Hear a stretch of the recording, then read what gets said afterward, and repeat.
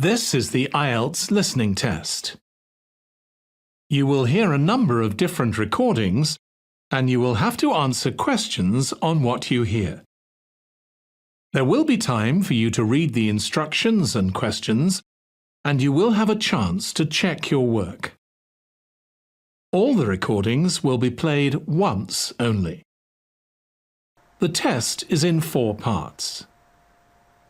At the end of the test, you will be given 10 minutes to transfer your answers to the answer sheet. Now turn to Part 1.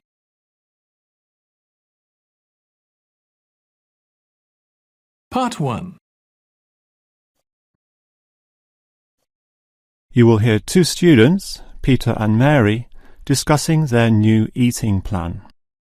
First, you have some time to look at questions 1 to 5.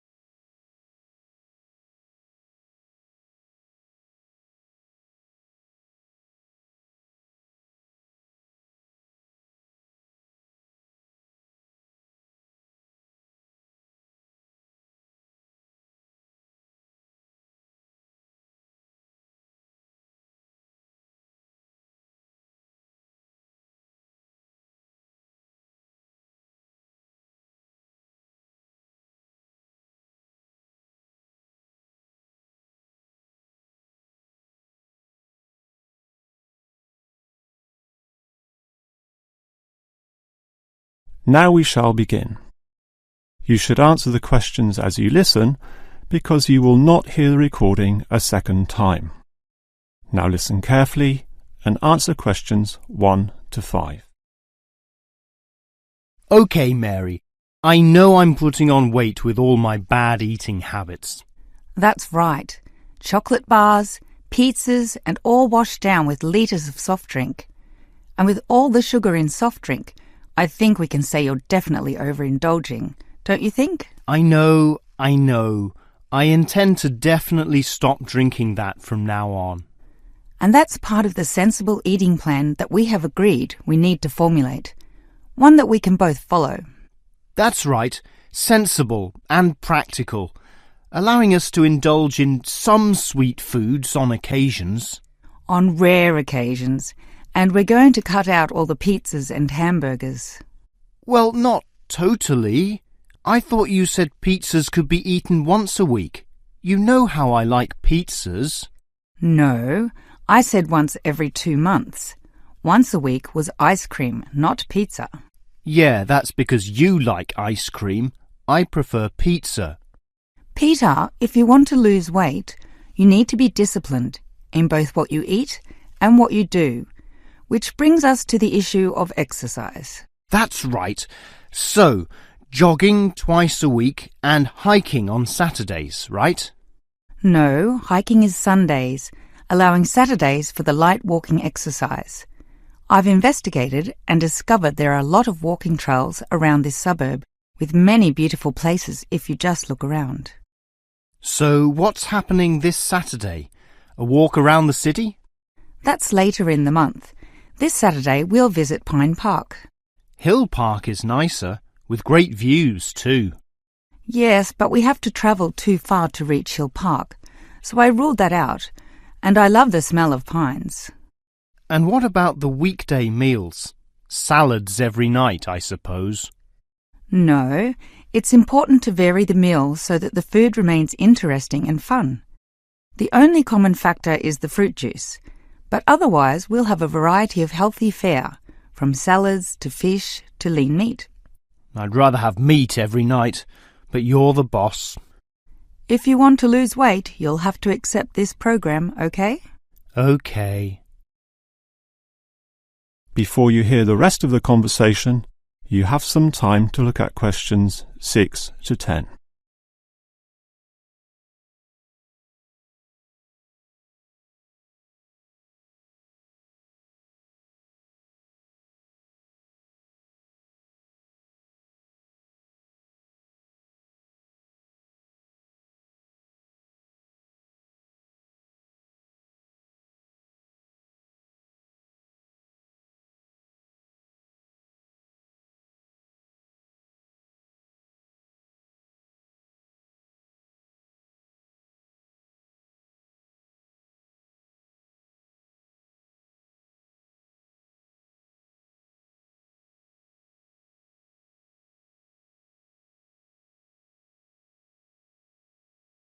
Now listen and answer questions 6 to 10. Now, Mary, you said we could have a little treat in our diet plan 3 times a week, specifically Tuesdays, Thursdays and Sundays. Yes, a very small treat, but something to reward us for all the discipline shown. Such rewards will motivate us to continue the diet. So on Tuesdays, what can I choose? You have a choice between a small serving of chocolate, ice cream or biscuits. OK, well, I'll go for the biscuits. I love those crunchy little things with my cup of tea. So do you, right? I do indeed, so I'll have them too, saving the ice cream for later. But I know how much you like ice cream, so why don't you save it for the end of the week? That will give you the motivation to keep going, and you can have chocolate midweek. That's a good idea, but I think the most important thing is for you and I to eat different things on those other 2 days. Well, if you think that way, I'll eat the ice cream on Thursdays, not the chocolate, OK? Well, if you're having that, then I can't have ice cream. In order to be different, I'll have the chocolate. So we can compare our different snacks and maybe even share a little with each other. Exactly. And the variety and fun involved will take our minds off wanting more. Eating for fun. A good idea.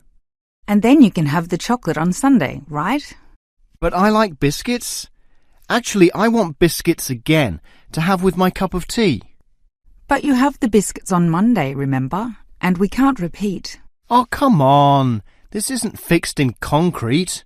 I can have them again instead of chocolate. You might like variety, but I don't. I'm a creature of habit. Well, the whole point of this was to taste different snacks. But if you want the same thing, OK. I, for one, am sticking to the original plan, with ice cream to finish the week and not another dose of chocolate.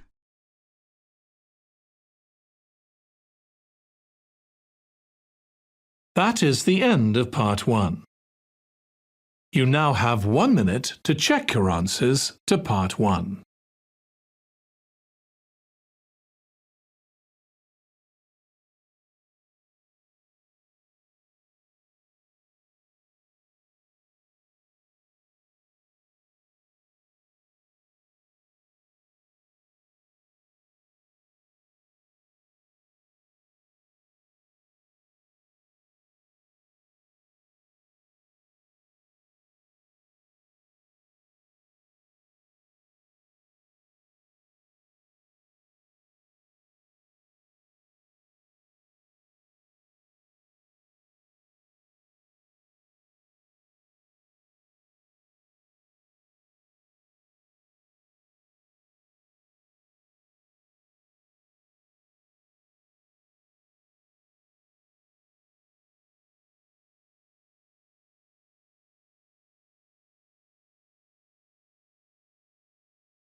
Part 2. You will hear a childcare worker telling some mothers about the advantages of her centre. First, you have some time to look at questions 11 to 16.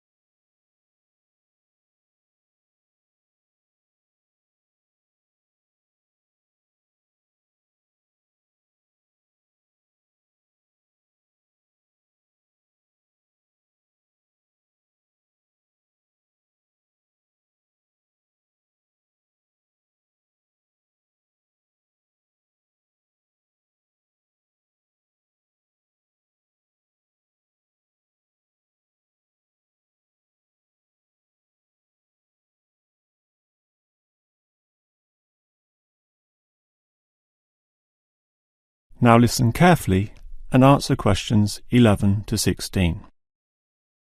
Hello everyone, and welcome to the Stanfield Childcare Centre. Now I know you're all new mothers and you like to cling to your children. You've certainly spent a lot of time raising them to the age of 4, and are perhaps reluctant to leave them here at our centre. Well, one of the first things you should understand is that here it is safe. Very safe. Look around and you'll see that every room has padded walls. Other centres have standard painted walls, but here we have invested a lot to ensure your children will not hurt themselves when running around and possibly tripping over. This padding extends around all corners. That is, the areas most likely to bruise and cut your active little child. So, you can rest assured that any accidents of a physical nature are not likely to happen here. Now, you don't want to dump your child at this centre and let them waste their time. You want them to learn, and that's one of the greatest assets of our establishment. Our staff are not only trained childcare workers, but all of them have a special skill which they can impart to your child. Whether it be teaching the ABC, some basic mathematics, artistic skills, or physical education. We are particularly known for our preschool literacy program and have a wealth of learning toys specially designed to develop your child's potential. Of course, one concern many mothers have is that, in environments such as these, colds and flus and other viral nasties can be easily spread around. It's a very legitimate concern and one which we take seriously, and we pride ourselves on our precautions. For a start, unlike most centres which clean with standard detergents, we disinfect every service at the end of every day, using a special disinfectant wash. Some places just wipe surfaces daily with a damp cloth, but not us, and that's just the start. We also physically check your children when they arrive every day, and if we feel your child is sick, we ask him or her to wear a face mask to ensure germs are not transmitted. If your child is noticeably sick, then we ask you to take them back home to recover. This might sound a little unkind, but we hope parents can understand that these measures are for the benefit of all. Before you hear the rest of the talk, you have some time to look at questions 17 to 20.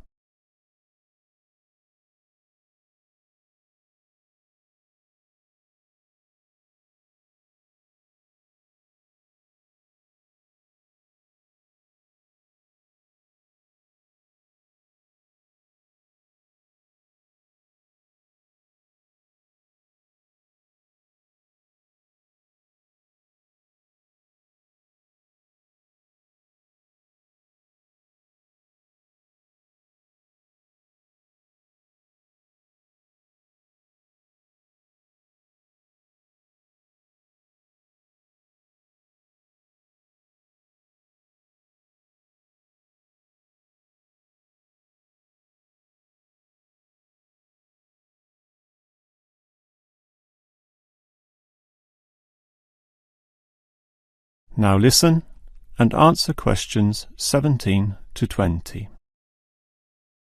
Now at Stanfield Childcare Centre, we have excellent childcare officers, and let me briefly introduce them.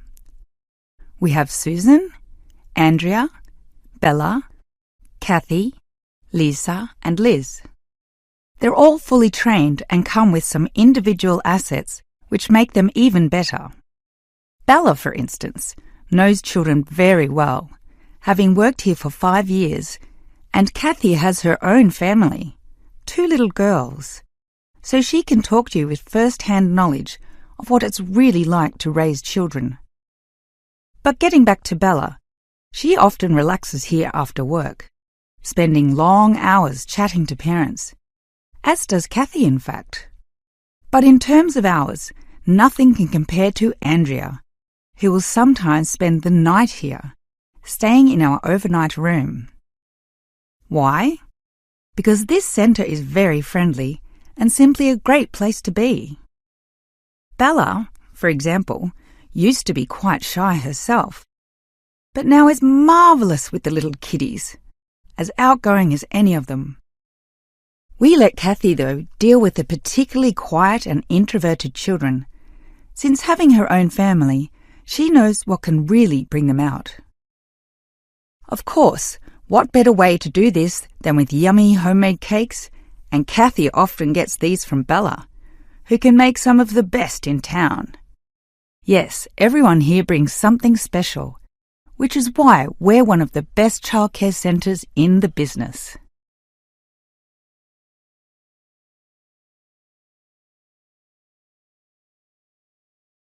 That is the end of part 2. You now have 30 seconds to check your answers to part 2.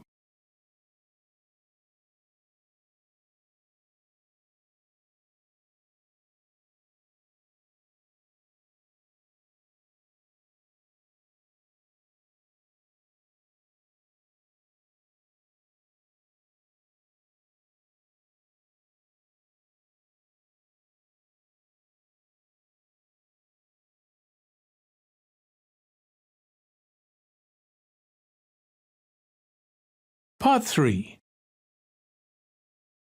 You will hear a student, Eric, talking to his lecturer, Miss Harris, about essay writing. First, you have some time to look at questions 21 to 25.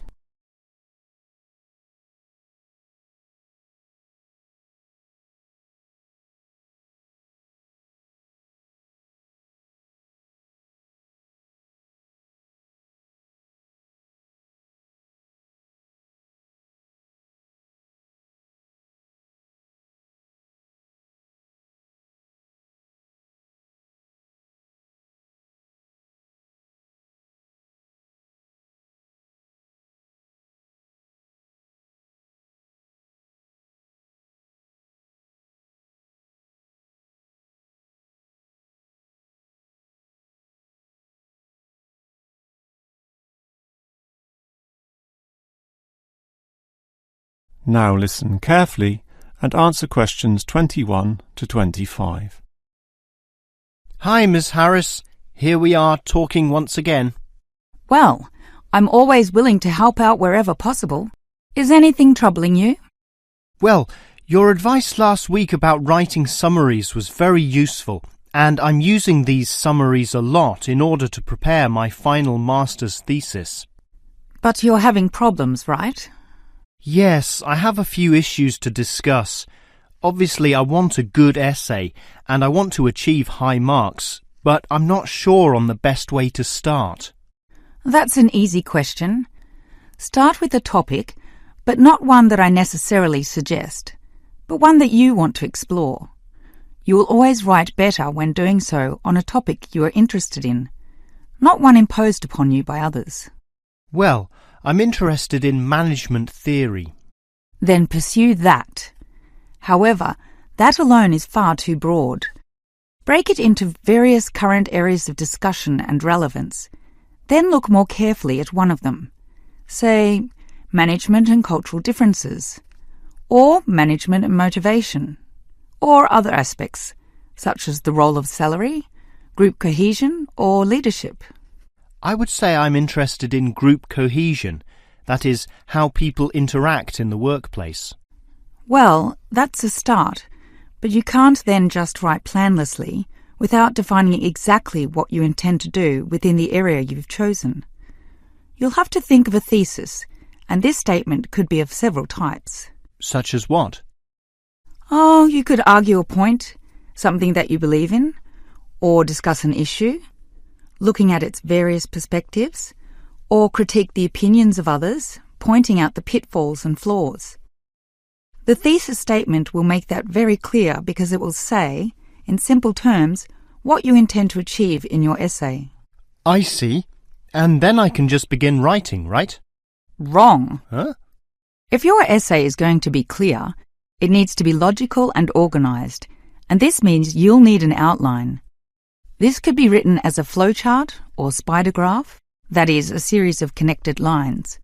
But whatever shape the outline takes, there must be a sense of progress in, more or less, a straight line towards a goal. And then my essay will be good? With such progression, definitely, as long as you do achieve everything that you set out to do, as specified in the beginning, okay? Before you hear the rest of the conversation, you have some time to look at questions 26 to 30.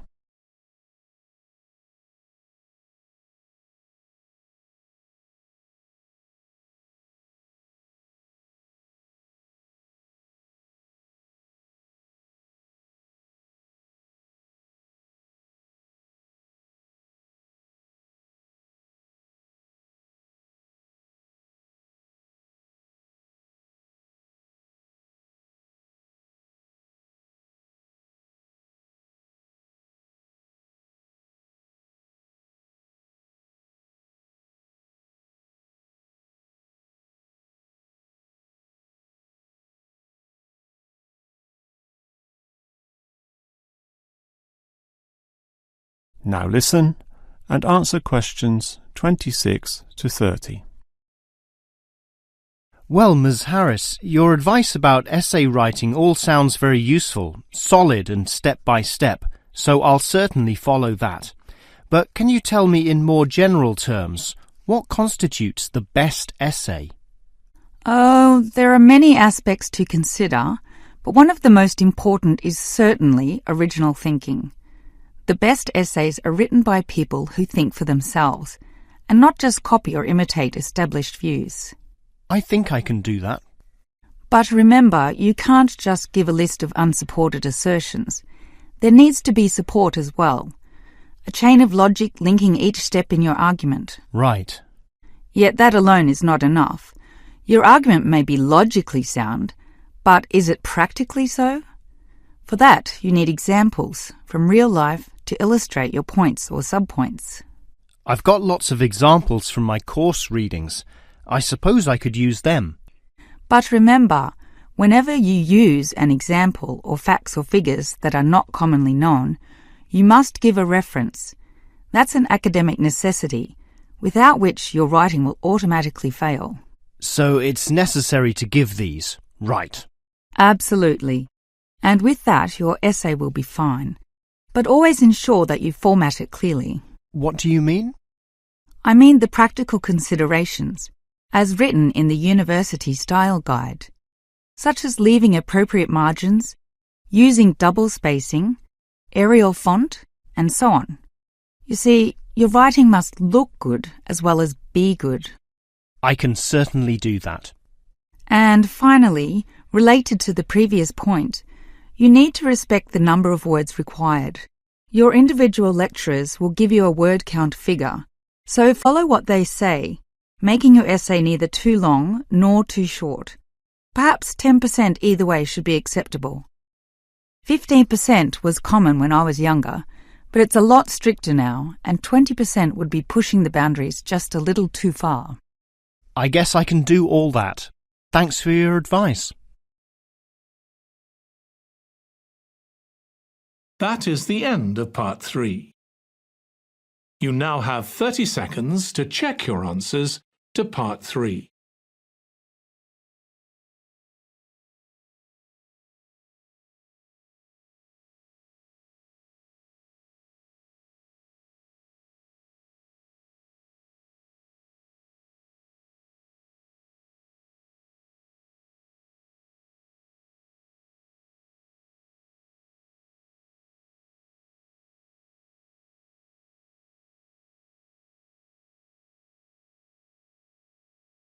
Part 4. You will hear a lecturer discussing the history of people's beliefs regarding whether the Sun or the Earth is at the centre of the solar system. First, you have some time to look at questions 31 to 40.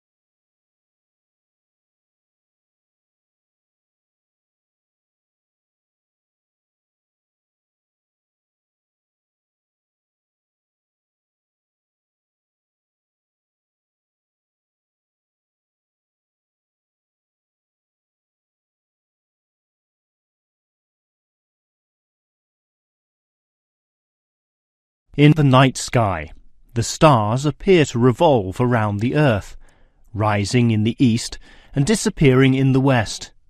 The earth itself seems solid, fixed and stable, and such common-sense perception suggests that the earth is the centre of the universe.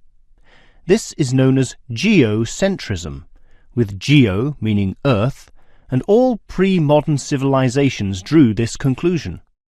We now know, of course, that the earth revolves around the sun, and this is called heliocentrism, with helio meaning sun. But historically, it took quite a while for this to be deduced. As early as the 3rd century BC, an ancient Greek astronomer, Aristarchus of Samos, proposed heliocentrism, but received little support from his peers. Similarly, throughout subsequent history, isolated individuals proposed this new idea, but again, no one was listening. Geocentrism just seemed too logical to refute. Geocentrism also fitted the views of the established Christian Church, who could quote biblical passages such as, "The world also shall be stable, that it be not moved." Those who dared disagree were subject to accusations of heresy, often with dire punishments to follow. The trouble was, as the night sky was observed more closely, that simple revolution of the stars proved not so simple at all. In relation to the other stars, some steadily wandered in given directions, then sometimes reversed for months, and disappeared altogether. They were called planets, meaning wanderers. In addition, the position of the sun and moon altered slightly over the year, and comets, those mysterious glowing spots, would come and go. In order to predict the motion of the planets and accurately serve the primary purpose of navigation for sailing ships, increasingly elaborate mathematical models were needed, a sure sign that something was not quite right.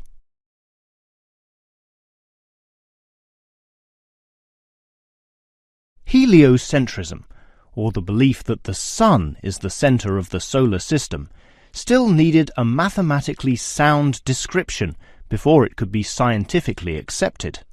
And it was a Polish astronomer, Nicholas Copernicus, who in 1543 first published this.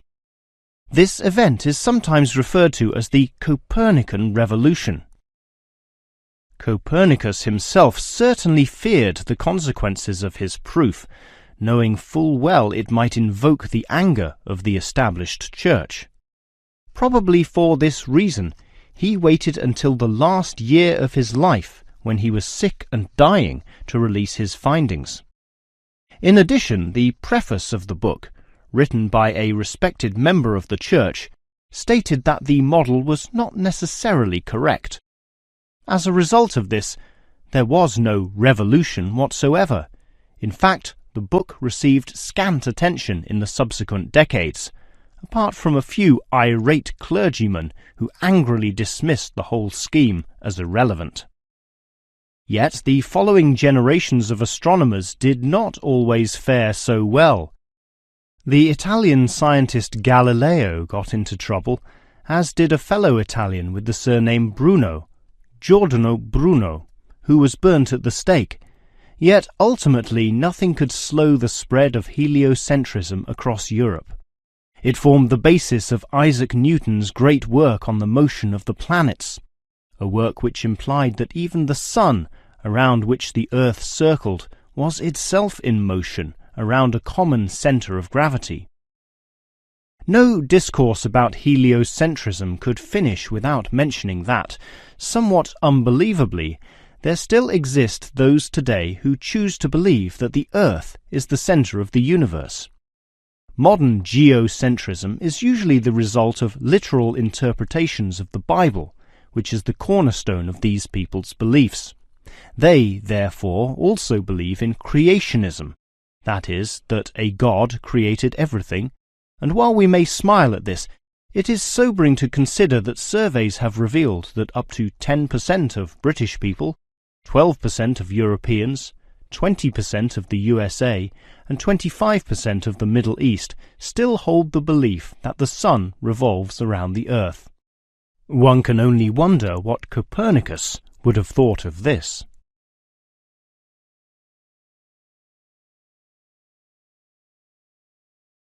That is the end of Part 4. You now have 1 minute to check your answers to Part 4. That is the end of the listening test.